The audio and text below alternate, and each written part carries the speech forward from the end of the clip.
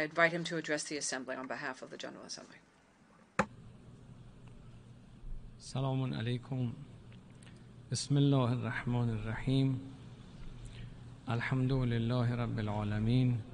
Wa sallallahu ala Sayyidina wa Nabiyyina Muhammadin wa alihi at-Tahirin wa sahbihi al-muntajabin. فبشر عباد الذين يستمعون القول فيتبعون احسنه. آقای رئیس، انتخاب جناب عالی را به ریاست 78مین نشست مجمع عمومی سازمان ملل متحد تبریک میگویم. I congratulate you and give you felicitations on the 78th General Assembly of the United Nations. Since last year when I addressed everyone from this podium, the world has witnessed bitter as well as sweet events. But the world, nearly 8 decades following the establishment of the United Nations, the new session of the General Assembly commences as the world is experiencing unprecedented and historic changes. Meanwhile, the assurance of a luminous future for human society lies in the devoted observance of lofty virtues that guide people towards excellence and noble ideals.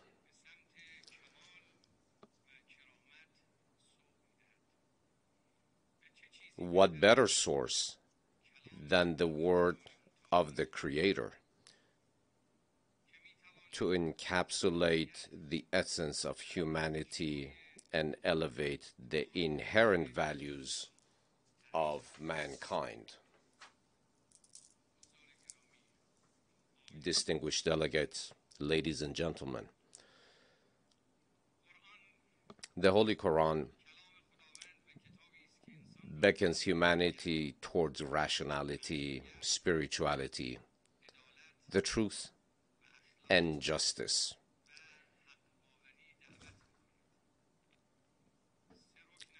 It expounds upon the unity of mankind, proclaiming all earthly inhabitants.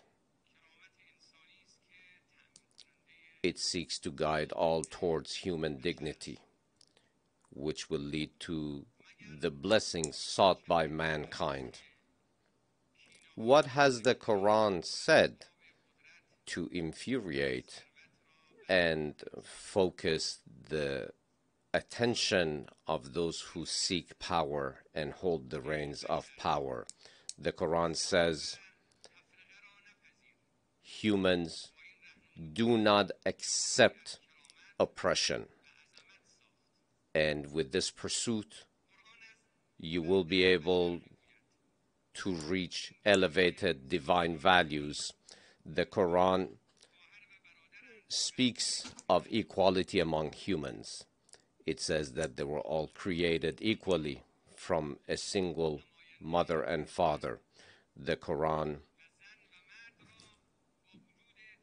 even though there are differences, natural differences between men and women, sees them as completing one another and direct in the eyes of the Creator and equal in the eyes of the Creator. The Quran defends the sanctity of the family and sees children as gifts entrusted to us by God. Moreover, the Quran believes in serving those who have less than we do, and it directs our beliefs and faiths as forbidden, recognizing the sanctity of these values. Is this the first time that the words of God, of the Omnipotent, are being burned? Presuming while they do so that they can extinguish the divine voice for eternity? Did Nimrod, Pharaoh, Karun, and Caesar triumph over Abraham, Moses, and Jesus?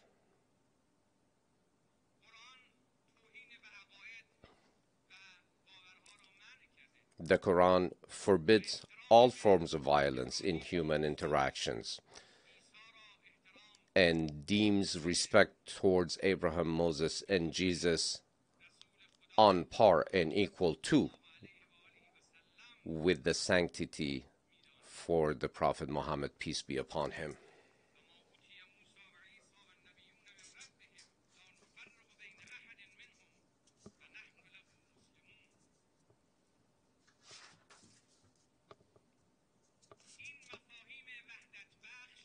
These understandings that bring unity and divine teachings that inspire, that build human characters, that build societies, that build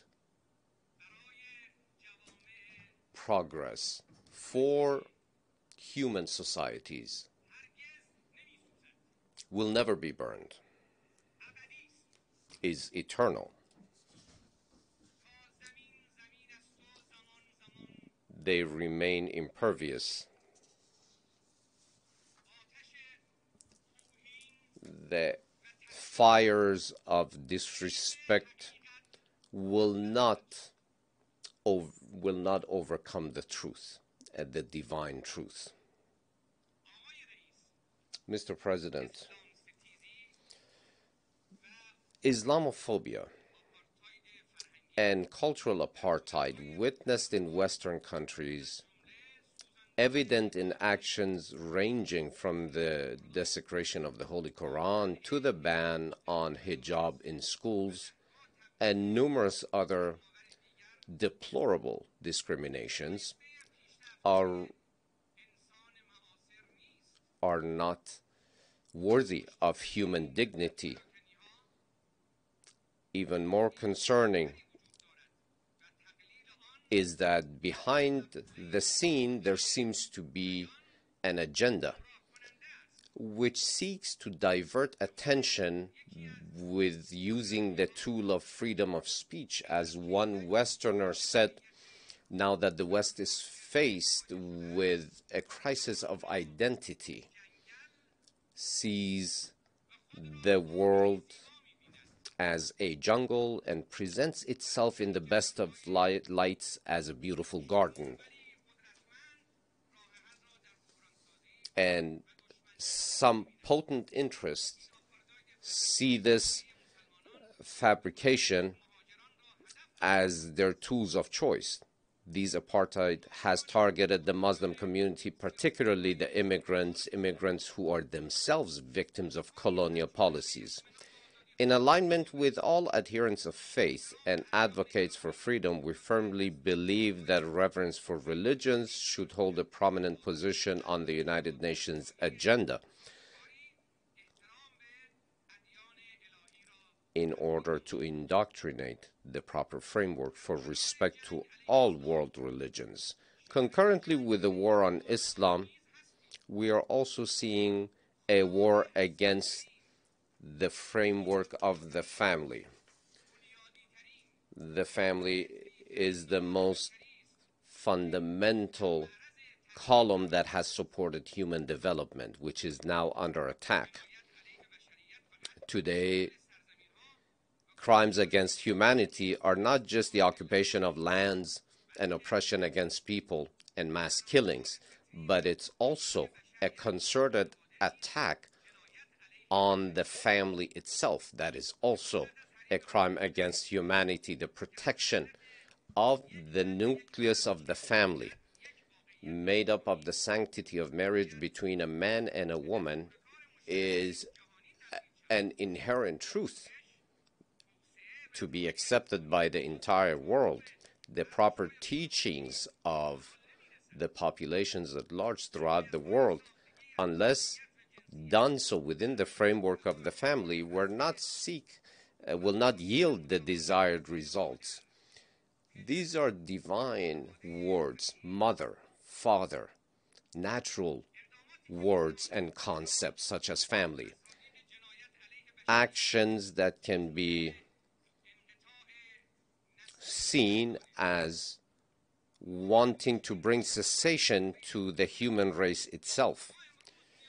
we are today in need of a world movement that brings commitment to the existence of the framework of the family so that all members of the families can experience life in peace and stability next to each other. We ask, therefore, all religious leaders to adhere to their historical responsibilities in defending the sanctity of the family and move against fabrications. We expect from the United Nations to put a very high priority on its agenda and give the proper protection to the framework of the family. Ladies and gentlemen, we find ourselves at a critical junction in history. The global landscape is also undergoing a paradigm shift towards an emerging international order, a trajectory that is not reversible. The equation attributed to the hegemony of the West no longer resonates with the diverse realities of today's world. The former old liberal order, catering to the ambitions of voracious rulers whose hunger has no end, and to that of the capitalist, has been relegated to obsolescence. In short, to endeavor to universalize American ideals throughout the world have proven to be failures. The Iranian nation takes pride in having instrumentally unmasked the true nature of the rulers in both the East and West through its Islamic revolution. In conjunction with other nations of West Asia, Iran has played a significant role in defeating the global arrogance.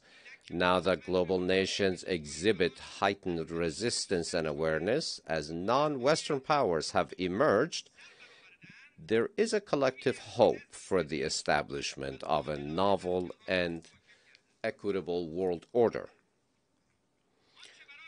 Central to the forthcoming international order is the abandonment of global arrogance in favor of regional cooperation and orders.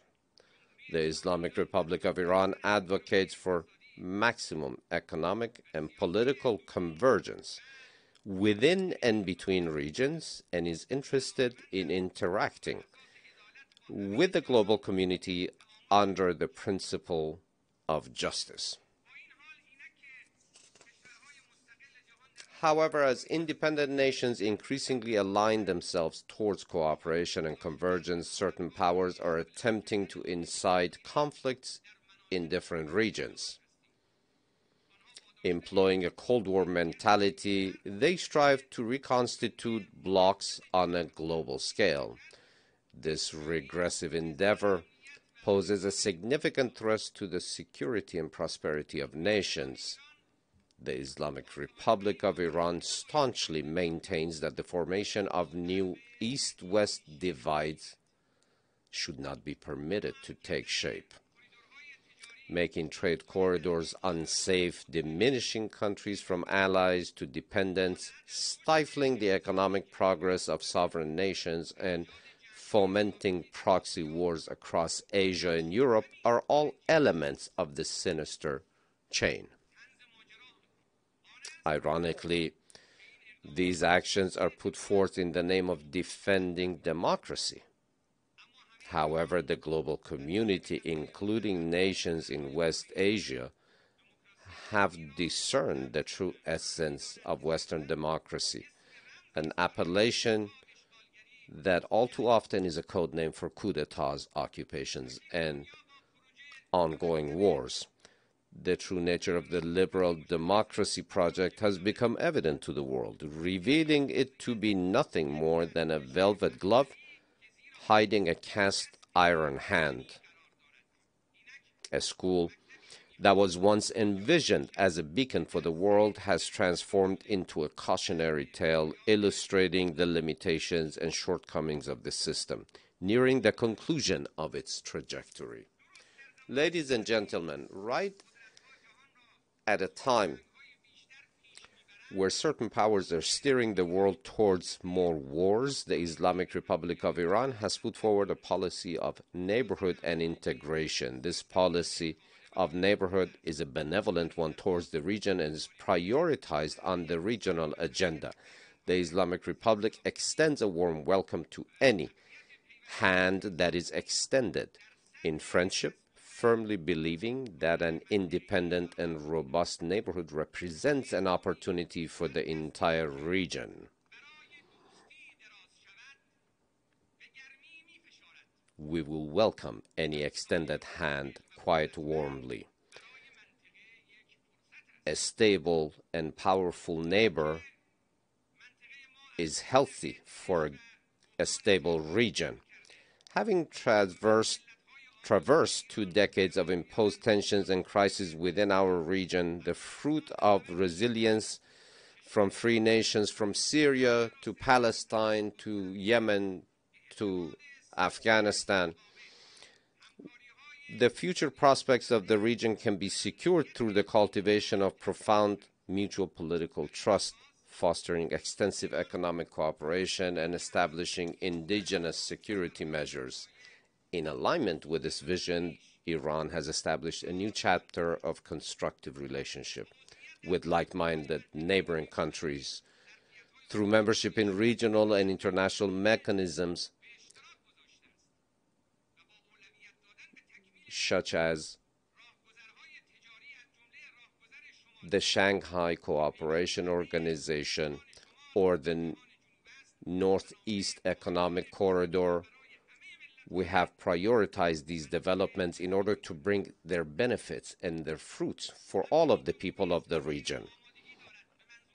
The Islamic Republic of Iran also stands ready in order to decrease the effects of climate change, to bring her capacity, her national capacity for renewable energy production and share those with other countries. In the security sector, the good neighbor policy seeks to increase regional cooperation and forbidden external meddling from the Caucasus to the Persian Gulf. Any type of foreign presence not only is not part of the solution, but it is the problem itself.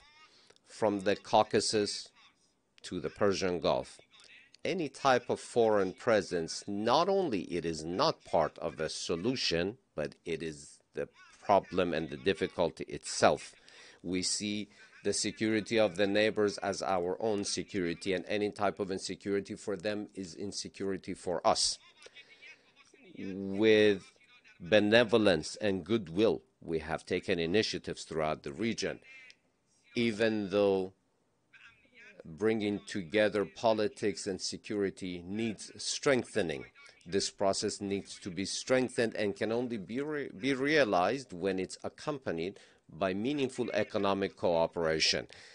The area of Western Asia, due to continued military attacks and occupations, it has been negated many opportunities for progress and development. Now that under the holy leadership of the supreme leader of the Islamic Revolution, Imam Khamenei, we have been able to drive back the rotten foundations of terrorism. We have created new opportunities for the region. The power of the Islamic Republic of Iran is an empowering security, and we seek to extend our hands to neighboring countries in order to bring about new horizons of hope and success for the entire region. We believe that this is a collaborative effort in the Muslim world, and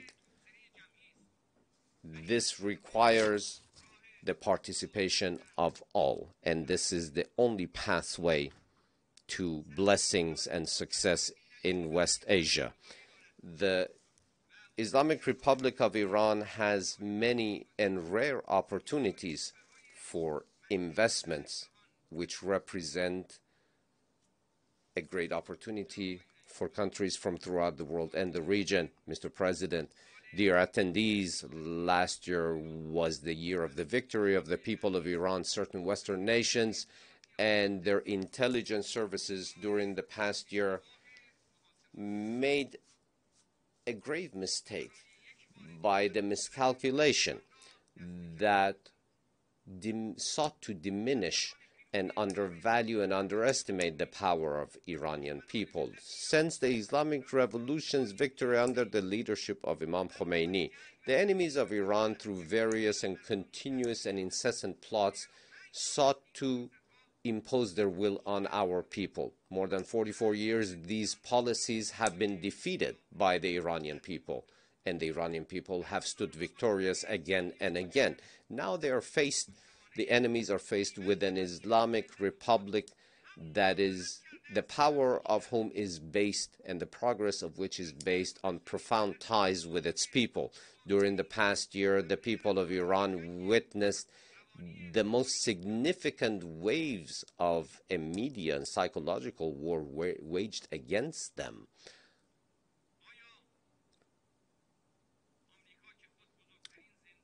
The United States of America, which now possesses the biggest women's prison, therefore mothers' prisons in Iran, can sincerely be the defender of women's rights. Now, the picture that they sought to introduce to the world from Iran was by commingling legitimate with illegitimate news, by fabricating lies and fake reports. Realities from Iran were censored throughout the world in order to negate the truth. Have you ever heard anything about the chemical bombardment against the Iranian people, those chemical weapons that were supplied by certain European countries to Saddam Hussein? Have you seen those whose bodies are severely and gravely damaged by chemical attacks, who are still alive but in hospital for 35 years? Have you seen their photos and images? Have you seen ill children who cannot overcome immune system diseases because of sanctions imposed on us that prevents obtaining proper medication for their treatment? Have you seen those photos? Have you seen the pictures of patience, of sacrifice, and steadfast fortitude of the Islamic people of Iran? Have you seen those pictures? Have you seen the unprecedented movement of the remembrance of the martyrdom of Imam Hussein, the Prophet Muhammad's grandson? 22 million strong marching towards his burial site for the anniversary of his martyrdom. Many countries' safeties today throughout our region are owed to the sacrifices of our martyr general Haj Qasem Soleimani. Had it not been for his sacrifice, the hero of anti-terrorism activities, many of the countries in the region would have burned to the ground in the fires set by ISIS and Daesh. Have you seen, do you recall the steadfast stories of heroic fights against terrorism through Hollywood-like generated reports in the news media? Have you seen the 25 million strong funeral of the late commander, General Qasem Soleimani, throughout Iran? Those were censored throughout the world in the West.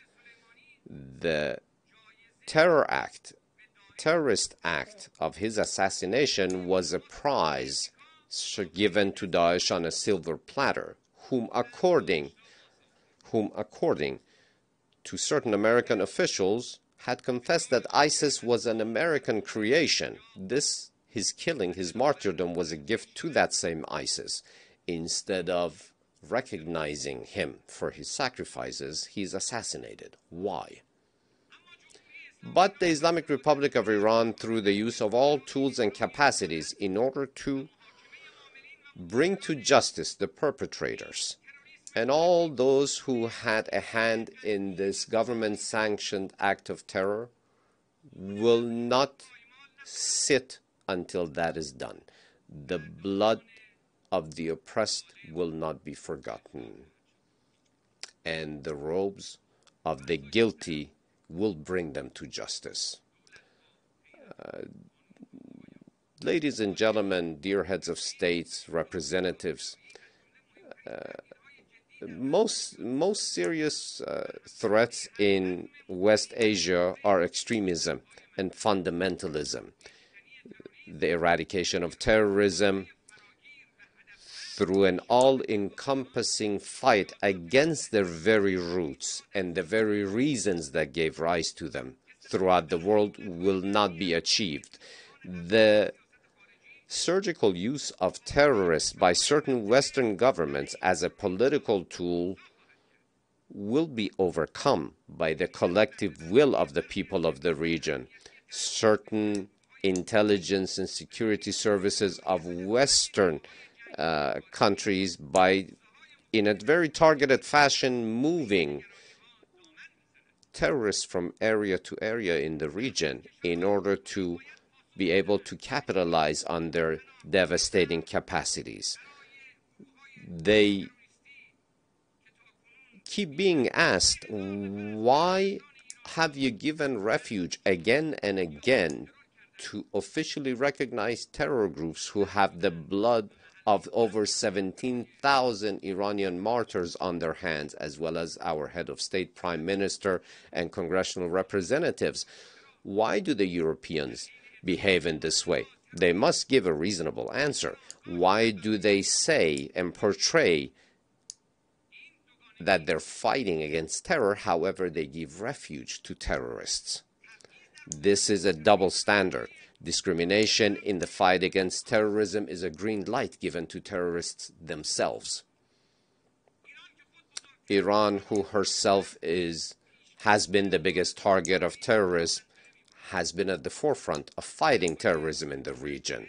The people of the region see Iran as a secure partner for their own security, and the occupying regime in Jerusalem is seen as the perpetrator of much of the violence in the region. Has the time not come to bring an end to 7.5 decades of the occupation of Palestinian lands, of the demolition of their homes, of the blood of their women and children, and for the people of Palestine to be recognized officially as a country?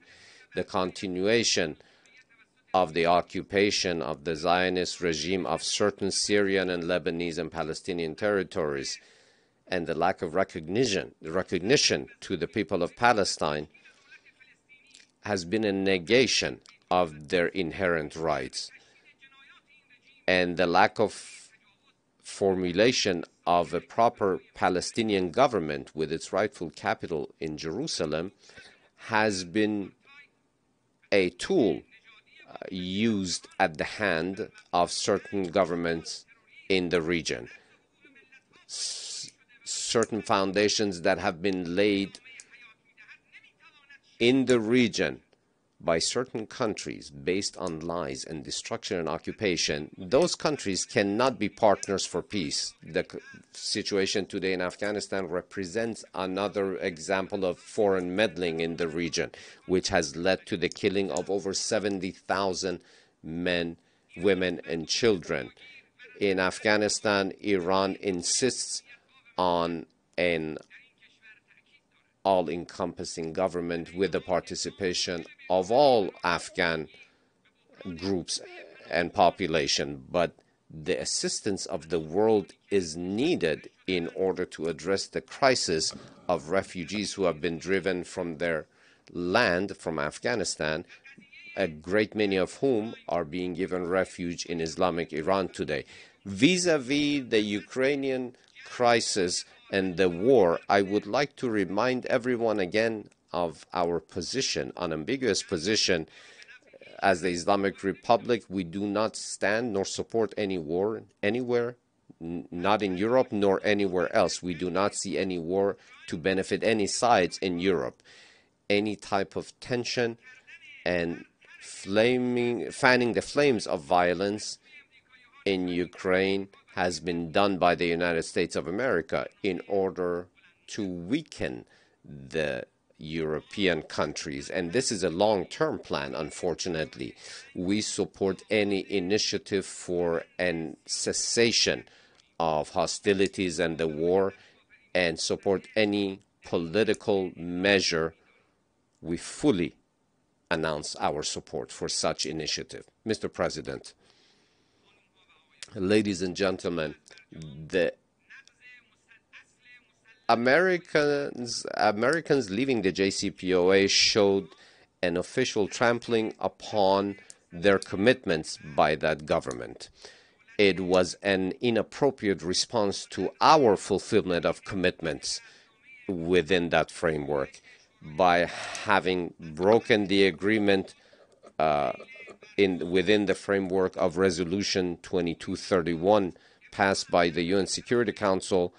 It has committed egregious and unilateral crime in the international arena.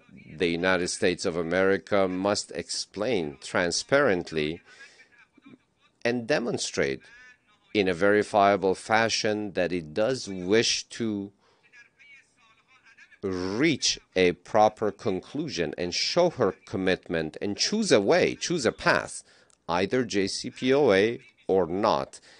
And whether the European countries, by the same token, who ignore UN Security Council Resolution 2231 and their commitments within the framework of the JCPOA, they will ultimately lose on this path.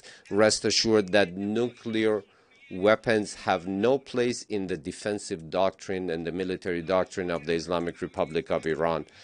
The international organizations, multiple official reports have stated as much. The Islamic Republic of Iran, as 2 decades ago, will never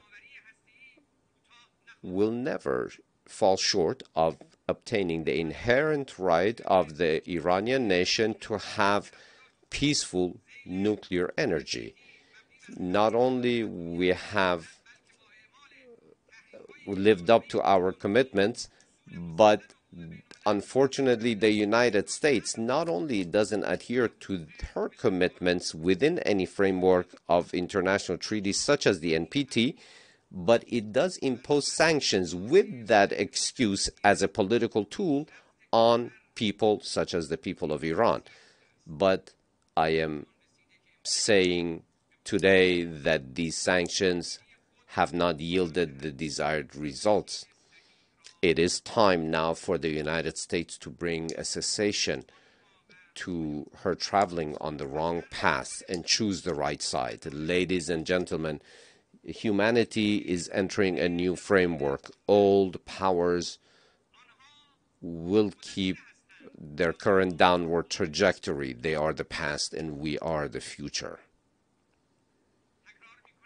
I repeat once again, they represent the past and we represent the future. We are the future. Our viewpoint towards the future is one of hope. The world awaits the day that has been promised by all faiths throughout the world, by all Abrahamic faiths, that ultimate seeker of justice does exist. We do believe that according to divine will, just as divine prophets have promised, justice and fairness will overtake the world, and the rule of the sincere people, those who truly follow the path of the omnipotent, will reverberate throughout the world. A world that rejects ignorance. The world awaits the day in which the old path will come to an end. I do thank you for all of your attention and your presence here today. May the blessings of the Omnipotent be upon you and your loved ones. A nombre de la Asamblea. The Assembly would like to thank the President of the Islamic Republic of Iran for the statement just made, and I request protocol to escort His Excellency. The Assembly will now hear an